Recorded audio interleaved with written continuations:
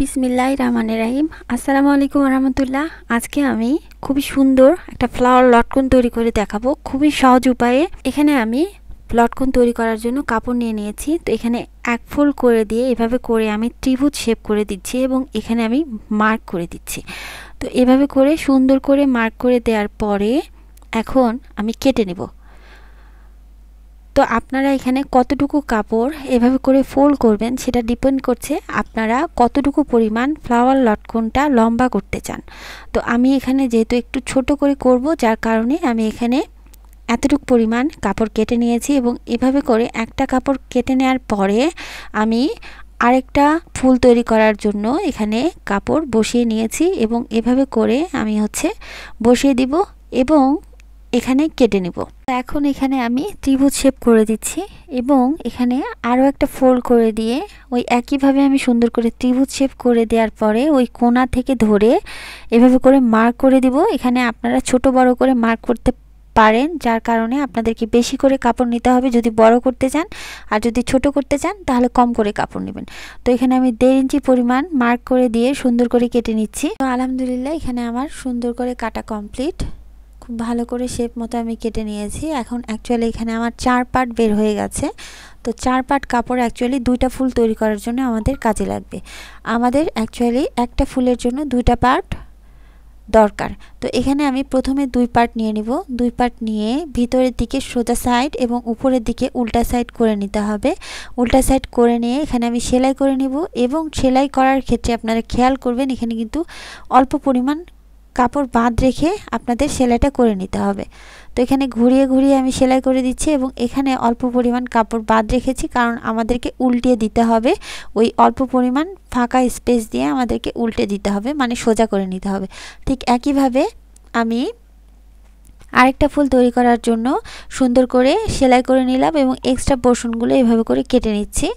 Extra পোর্শনগুলো এভাবে করে কেটে নিলে ফোল্ড করার পরে আপনাদের ফিনিশিংটা কিন্তু অনেক সুন্দর হবে। তো এখানে খুব ভালো করে আপনাদেরকে বের করে নিতে হবে এবং সুন্দর করে আপনাদেরকে কাপড়টা বসিয়ে নিতে হবে। তো অ্যাকচুয়ালি আমি যেভাবে করছি আপনারা ঠিক একই নিয়ম ফলো করবেন। তো এখানে আমি খুব ভালো করে উল্টে দিচ্ছি, উল্টে দিয়ে কাপড় বের করে নিচ্ছি, সোজা করে নিচ্ছি। তো আলহামদুলিল্লাহ এভাবে করে সোজা করার পর এখানে আমি হাতের সাহায্যে দেবে দিচ্ছি। তো আপনারা চাইলে আয়রন করে নিতে পারেন। এখানে এক্সট্রা যে ফাঁকা অংশটা আছে দেখতেই পাচ্ছেন, এক্সট্রা সুতাগুলো বের হয়ে আছে।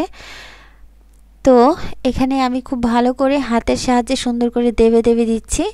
দেবে দিয়ে একদম বসিয়ে নিচ্ছি। বসিয়ে নেওয়ার পরে এখানে যে এক্সট্রা যে ফাঁকা অংশটা আছে, মানে ফাঁকা অংশটা যে এক্সট্রা অংশগুলো আছে সুতাগুলো বের হয়ে আছে এবং এক্সট্রা কাপড়টা আছে সুন্দর করে ভিতরের দিকে সাইজ মতো ঢুকিয়ে দিয়ে একদম সাইড ঘেঁষে ঘেঁষে আমাদের সেলাই করে নিতে হবে। তো এখানে খেয়াল করে আপনাদেরকে সেলাইটা করতে হবে, সুন্দর করে আপনারা সাইড ঘেঁষে সেলাই করবেন। তো আলহামদুলিল্লাহ আমার একটা ফুলের জন্য একটা পার্ট তৈরি করা কমপ্লিট, মানে সেলাই করা কমপ্লিট আপাতত। এখন আমি আরেকটা পার্টও ওই একইভাবে সাইড ঘেঁষে ঘেঁষে সেলাই করে দিচ্ছি। তো এখানেও এই ফাঁকা অংশটা সুন্দর করে ভিতরের দিকে ঢুকিয়ে দিলাম এবং খুব ভালো করে বসিয়ে দিতে হবে। বসিয়ে দিয়ে সেলাই করে নিতে হবে। তো আপনারা যারা নতুন প্রথম দিকে একটু টাফ মনে হবে, কিন্তু আপনারা যখন রেগুলার করবেন, সেলাই করবেন, তখন দেখবেন যে সব কিছু সহজ হয়ে গেছে। আলহামদুলিল্লাহ এভাবে করে সেলাই করার পরে এখানে আমি ফোল্ড করে দিব। এখানে সুন্দর করে এভাবে করে ফোল্ড করে দিতে হবে এবং ওই একইভাবে ত্রিভুজ শেপ করে এখানে কেটে নিতে হবে। তো আলহামদুলিল্লাহ এখানে আমি সুন্দর করে কেটে নিয়েছি এবং এখানে দেখতে পাচ্ছেন মিডিলে একটা ফাঁকা অংশ আছে। এই ফাঁকা অংশ দিয়ে আমি ফিতাটা এভাবে করে ঢুকিয়ে দিব।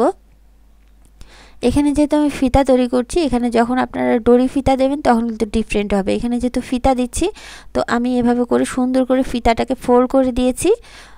এভাবে করে ফোল্ড করে দেওয়ার পরে এখন আমি মিডিল বরাবর একটা সেলাই করে দিলাম এবং সুন্দর করে এভাবে করে ফিতাটাকে বসিয়ে দিয়ে যেই সাইডে মিডিল বরাবর সেলাই করে দিয়েছি তার অপোজিট সাইডে আমাদেরকে আরেকটা সেলাই করে দিতে হবে। তো এখানেও একইভাবে আমি সুন্দর করে মিডিল বরাবর সেলাই করে দিয়েছি। এখন এভাবে করে আরও একটা সেলাই করে দিচ্ছি। অ্যাকচুয়ালি দাগ দেওয়ার প্রয়োজন নেই, আপনারা একদম মিডিল বরাবর ধরলেই সুন্দর করে সেলাই হয়ে যাবে। এখানে দেখতেই পাচ্ছেন সুন্দর করে মিডিল বরাবর ধরে নিচ্ছি এবং সেলাই করে নিচ্ছি। খুবই সহজ একদম সাইড ঘেঁষে ঘেঁষে সেলাইটা আপনাদের করে নিতে হবে। তো আলহামদুলিল্লাহ এখানে সুন্দর করে আমি সেলাই করে নিয়েছি। মিডিলে আমি ফিতাটাতে কয়েকটা সেলাই দিয়ে বের করে নিলাম। এখন আমি উল্টে দিচ্ছি। এখন দেখেন একদম সুন্দরভাবে আমাদের ফ্লাওয়ারটা তৈরি হয়ে গেল। আপনারা যখন এটা আরও বেশি সুন্দর কাপড়ে তৈরি করবেন অনেক বেশি কিন্তু লুক্রেটিভ লাগবে। তো এখানে আমার একটা ফুল তৈরি করা কমপ্লিট। এভাবে করে আমি আরেকটা ফুলও তৈরি করে নিয়েছি। দেখতেই পাচ্ছেন খুবই সুন্দর লাগছে, খুবই ভালো লাগছে।